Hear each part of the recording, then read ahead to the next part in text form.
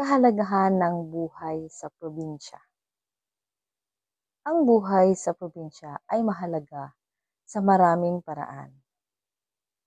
Pero bago ang lahat, ako po si Joy Villarmia, dating cashier sa isang pribadong kumpanya sa loob ng 6 na taon.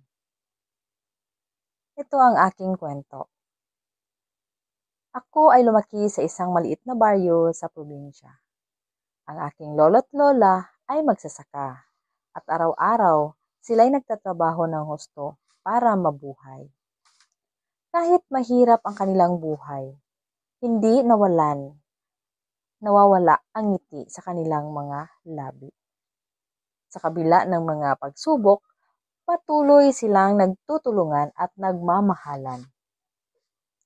Sa huli, sa tulong ng sipag at tiyaga, nakamit ko ang aking pangarap na makapag-aral at makatulong sa aking pamilya.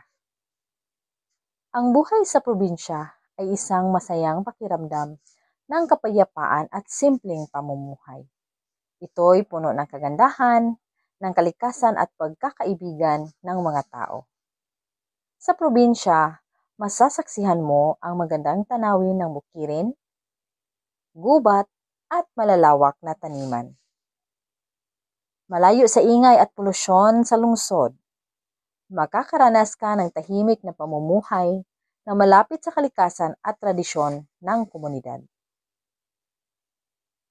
Ang masarap na buhay sa probinsya ay nagbibigay daan sa simpleng kasiyahan, malasakit sa kapwa, at pagpapahalaga sa mga bagay na tunay na mahalaga sa buhay.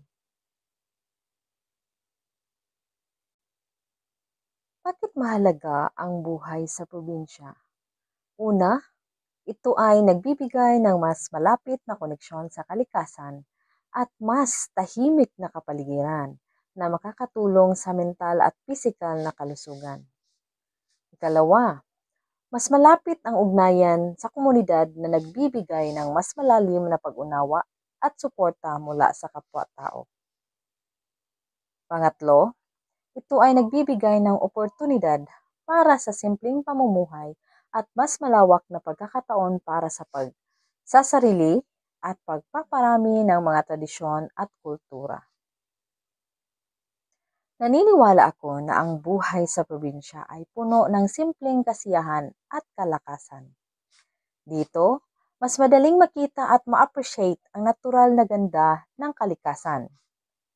Makisalamuha sa mga taong may mas malalim na pagkaugnayan at magkaroon ng mas maluwag na espasyo para sa pag-unlad at pag-aaral ng mga bagay-bagay na totoong mahalaga sa buhay.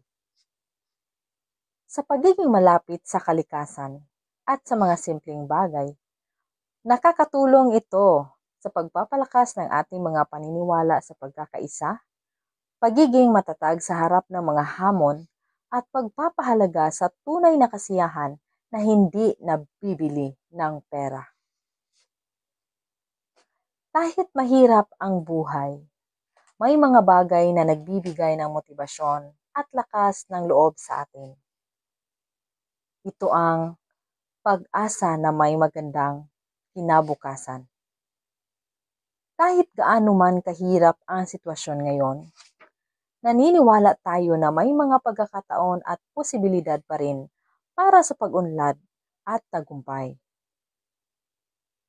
Kung may natutunan ka sa videong ito, huwag kalimutang i-follow, like, and share. Hanggang sa susunod nating topic, ako po si Joy Villarmia na mag-iiwan sa katagang, in everything you do, put God first.